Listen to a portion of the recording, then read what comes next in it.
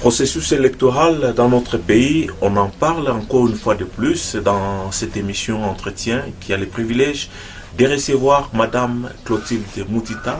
Elle est maire adjointe honoraire de la ville de Lubumbashi. Elle est également interfédérale de l'UNADEF, parti cher à Charles Moineau-Simba. Madame Clotilde, bonjour et bienvenue dans l'entretien. Bonjour monsieur le journaliste. Merci madame. La toute première question sur le plan sanitaire, comment est-ce que vous portez aujourd'hui parce que vous revenez des soins? Merci beaucoup monsieur le journaliste. Comme vous le voyez vous-même, déjà à ma descente, j'ai eu à le dire. D'abord un grand merci pour tous ceux-là qui avaient une bonne intention par rapport à ma personne.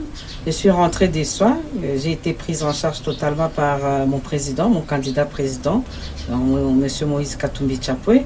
Et présentement, je suis en forme. Je me sens très très bien. Et je reviens pour le combat que nous menons. Et vous savez vous-même, déjà à ma démission, je l'avais dit que le combat était loyal, que nous mènerons le combat et que nous sommes très politiques encore et encore. Voilà, vous venez de l'entendre. Elle se porte très bien. Elle est au pays. Elle est venue pour le combat. C'est pas moi qui l'ai dit. Ce sont ses propres mots que nous avons empruntés. Madame, sur le plan politique, comment se porte l'UNADEF, votre parti politique? Parti se porte très bien. Comme vous le savez, nous sommes rentrés à une évidence inévitable. Et donc, moi, je crois que si je dois réellement dire, je crois que le Seigneur est juste. Et nous devons lire les choses telles qu'elles se présentent. C'est que quelque part, il y a celui qui doit reconnaître la réalité des choses. Et la réalité qu'il n'y a qu'une seule UNADEF, c'est le parti cher à Feu Papa Moineau-Simba Charles, et c'est notre parti.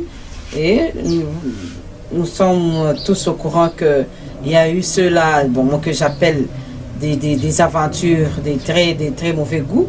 Et ça fait qu'à un certain moment, on pouvait parler de UNADEF ou UNADEF. Moi, je crois que l'UNADEF est l'unique et c'est la nôtre que je dirige au niveau du Grand Katanga. Et il se porte à merveille. L'UNADEF se porte à merveille. C'est encore une fois de plus, c'est le propos de Madame Clotilde.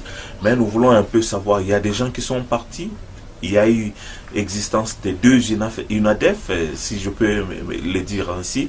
Mais aujourd'hui, il n'y a qu'une seule avec comme autorité morale Christian Moineau-Simba. Est-ce que les portes de l'UNADEF sont grandement ouvertes pour les autres, entre guillemets, égarés qui voudront revenir dans la grande famille? Nous avons connu des brebis galeuses. Elles sont parties, c'est normal. On peut dire, comme on le dit souvent, missionnaires peut-être, ils sont partis déambuler. Écoutez, les portes sont ouvertes, c'est vrai. Mais la lecture de tout un chacun, nous sommes en politique. Hein? Et vous savez, quand il y a des plaies mal cicatrisées, et ce n'est pas à moi seul de les juger. Mais évidemment, les portes sont ouvertes, nous avons besoin de tout un chacun. Mais je crois qu'il y a possibilité de croire aussi que il faut vraiment minimiser les choses. C'était le cadet de nos soucis. Nous ne croyons pas qu'il soit parti avec beaucoup de gens. Et je crois qu'il est en train de se débrouiller très bien. Mais du moins, nous savons qu'à cela ne tienne, nous sommes restés intacts. Le parti est resté tel qu'il a été. Et si je dois en compter, c'est peut-être au bout de doigts. Hein. Et je n'en crois pas qu'il soit parti, comme vous pouvez le croire. Tout le monde est au parti. Et le reste, je crois que c'est un débat que nous pouvons ignorer, personnellement. Voilà, petit à petit, le processus électoral dans notre pays avance. Madame, est-ce qu'à ce jour, nous pouvons savoir si votre parti politique, l'UNADEF, a un candidat président de la République? Monsieur le journaliste, je crois que cette question n'est même pas à poser. L'UNADEF fait partie de ces grands partis qui ont pris la meilleure décision, la grande décision de quitter quand nous avions déjà mis la ligne rouge. Et pour nous, la ligne rouge, c'était la révision de la Constitution. Et nous sommes un des partis du G7. Et s'il y a un parti qui a annoncé son candidat, c'est le nôtre, c'est notre plateforme, c'est le G7.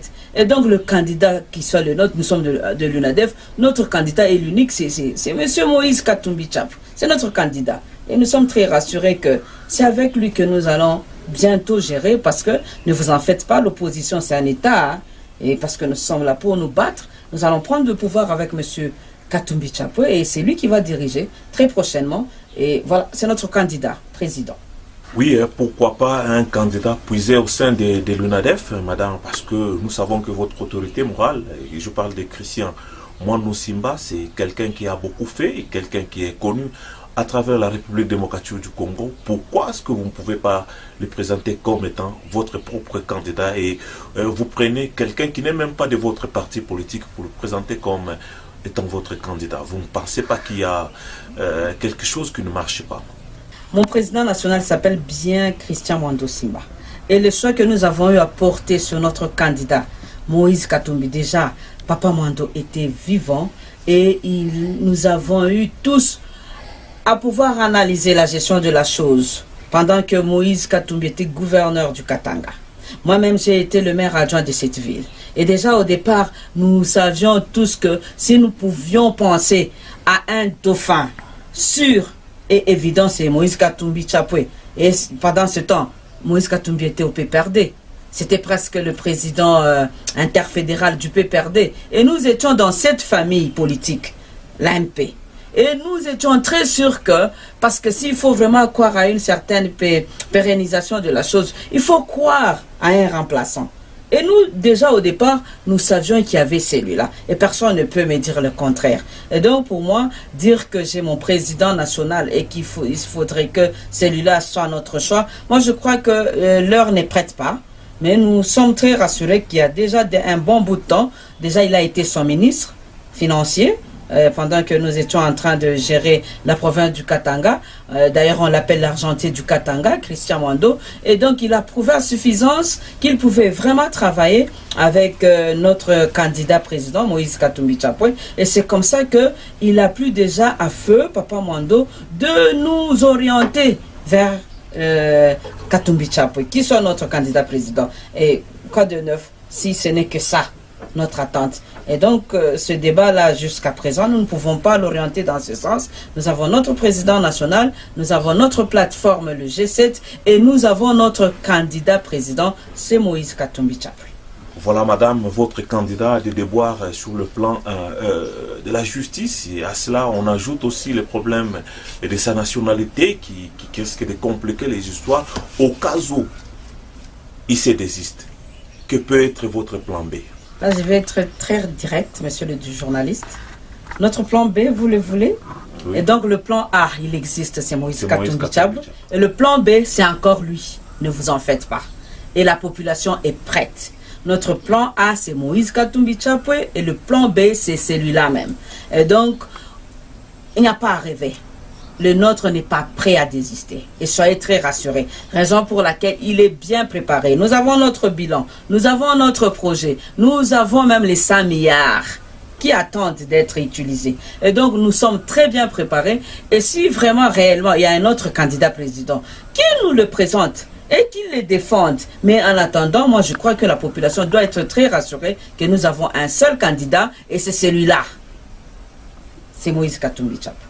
Voilà, d'ici quelques mois, c'est vrai, le 23 décembre, seront organisées dans notre pays les élections générales. Mais de quelle manière? Avec une machine à voter. Madame, nous voudrions un peu connaître ce que vous ressentez quand on vous parle de la machine à voter. Est-ce que votre plateforme politique est prête pour aller aux élections avec cette machine à voter, ou bien vous avez d'autres méthodes que nous pouvez proposer pour les élections qui pointent à l'horizon dans notre pays? Voilà, par rapport à cette réalité est très malheureuse. Moi, je crois que quand on n'est pas très sérieux, on doit commencer par se gêner d'abord soi-même. Cette histoire est presque décriée par tout le monde. Et je crois que si nous devons être sérieux, on doit revoir cette chose-là. Nous, ça ne nous fait pas peur parce que nous, on est prêts pour n'importe quelle méthode, même à main levée. Moi, je suis très rassuré que personne ne peut avoir peur de mettre sa main et de dire, voilà, mon candidat, c'est le nôtre, Moïse Katumbi Chapwe. Et donc, je déplore et en même temps, je dis que je n'ai pas peur parce qu'ils en ont fait vraiment exagérément. Ils ont débordé par rapport à tout ce qu'ils ont eu à faire pour cette pauvre population. Et si nous devons revenir à ta question avec tout ce qu'il a, notre candidat, comme problème, comme déboire au niveau de la justice. Mais moi, je crois que ce sont des dossiers bidons. Et cela, la population est tellement ennuyée par des histoires du genre et nous ne pouvons pas nous compromettre avec de telles réalités. La réalité est que s'ils doivent être très sérieux, qu'ils nous organisent des élections sérieuses, transparentes, crédibles et que celui qui doit être élu soit élu. Et pour ma part, moi je me dis, même si aujourd'hui on doit déclasser cette machine à voler, évidemment c'est comme ça que nous l'appelons, parce que c'est la machine à tricher, c'est la machine à voler, et qu'on nous amène n'importe quelle méthode, mais que eux de leur part soient plus ou moins sérieux en déplaçant cette machine. Parce que toutes les parties prenantes n'acceptent pas cette machine. Même eux-mêmes, ils sont très conscients. Parce que si nous devons aller avec cette machine, croyez-moi, l'après-élection, ça sera chaotique. Et donc, s'il y a possibilité de revoir très vite les choses, parce que nous sommes déjà dans le bain, dans le processus électoral, nous nous préparons et nous voulons que se tiennent ces élections le 23 décembre. Et nous sommes prêts. Et donc, on nous organise juste cette bonne volonté politique. Parce que les restes, ça peut faire des bonnes intentions, mais que se cache derrière ces bonnes intentions-là. Et donc, tricher, encore tricher, il en restera toujours quelque chose. Monsieur, je recommande la sérieuxité dans tout ce qu'ils entreprennent. Ils sont au pouvoir, ce sont eux qui doivent nous organiser les élections. Et moi, je crois que la peur est dans leur temps. Voilà, madame, ça sera peut-être la toute dernière question. Au début, c'était le RASOP. Après le RASOP, G7 aujourd'hui, vous nous parlez d'Ensemble, qui est une plateforme électorale qui soutient la candidature de Moïse Katumbi Tchapoué aux prochaines élections présidentielles. Dites-nous un peu, c'est quoi au juste les secrets? Pourquoi ces changements, cette mutation? Aujourd'hui Ensemble, demain RASOP, quel est le secret qui existe entre ces trois regroupements? Voilà, je dois pouvoir vraiment dire clairement que la politique est dynamique.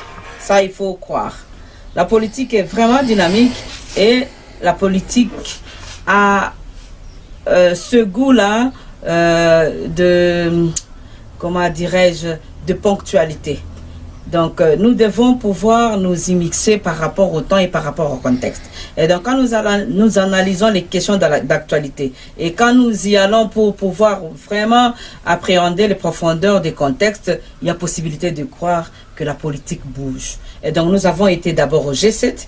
Déjà, quand nous avons quitté nos postes, c'était le G7. Et après le G7, il a plu à la hiérarchie. Donc, il y a aussi mon parti qui a fait partie de toute cette organisation. Il y a eu le RASOP. Et au niveau du RASOP, nous sommes allés au rassemblement avec notre candidat président, et c'est Moïse Katumbi Tchapoué. Mais au moins, chaque plateforme avait aussi, c'est vraiment une liberté, une démocratie au niveau de toutes ces organisations, avait aussi leurs ambitions. Et c'est comme ça que, parce que le calendrier électoral a été lancé, nous devions absolument, d'une manière pratique, d'une manière pragmatique, y aller. Donc nous jeter à l'eau. Et nous jeter à l'eau, nous devions absolument nous préparer. Et donc nous sommes au RASOP et nous sommes, en tout cas, nous sommes bien plongés et nous allons plonger jusque dans la profondeur des eaux pour pouvoir préparer ces élections. Et c'est comme ça qu'il a plu à notre candidat président d'organiser notre conclave à Johannesburg, où nous avons été pour préparer notre plateforme électorale qui s'appelle Ensemble. Et ensemble, comme l'indique le mot, nous sommes tous là-dedans. Et nous attendons tous que nous soyons là-dedans pour pouvoir évoluer ensemble, parce que le soubassement, l'idéologie, la philosophie de notre plateforme électorale est la meilleure, moi je trouve. Et je crois qu'il y a possibilité que nous puissions nous y mettre complètement avec beaucoup. Nous attendons que tous puissent mordre et que nous allons directement vers l'objectif. Et notre objectif, ce sont les élections du 23 décembre où nous voulons absolument que notre président puisse gagner les élections, parce que nous sommes très rassurés et que déjà au mois de janvier, il va gérer et nous allons gérer cette République. Une très belle initiative. Les ambitions sont là, mais il faudrait savoir comment les gérer. Madame Clotilde Moutita, je rappelle que vous êtes interfédérale de l'UNADEF dans le Grand Katanga. Nous vous disons sincèrement merci d'avoir accepté notre invitation, à moins que vous ayez autre chose à ajouter. Sincèrement, je vous dis merci, monsieur le journaliste. Je sens que petit à petit, la liberté des presses est en train de s'installer parce que nous sommes en train d'attendre la décrispation politique et nous attendons le retour de notre président. Il sera là incessamment, il va être là et nous attendons aussi que les figures emblématiques qui sont encore dans nos prisons puissent aussi sortir. Donc nous attendons Muyambo, nous attendons Frank Diongo. Vous savez qu'ils sont des coordonnateurs de plusieurs les coordonnateurs des régions. Il y a Frank Diongo pour Kinshasa. Muyambo doit être ici chez nous en train de pouvoir piloter le Haut-Katanga. Donc nous attendons tout cela et je crois que par rapport à la presse, nous voulons vraiment encourager ces genres d'initiatives, qu'on écoute aussi l'opposition, qu'on écoute toute la population et je crois qu'il y aura une bonne censure et la meilleure. Merci pour m'avoir associé à cet entretien. Merci à Wantanchi et merci à tout le monde. Voilà, messieurs et dames, ça n'est complètement terminé pour ce énième numéro d'entretien. Nous vous disons sincèrement merci. Peut-être prochainement, c'est vous qui serez notre invité. D'ici là, portez-vous bien. Bonsoir chez vous.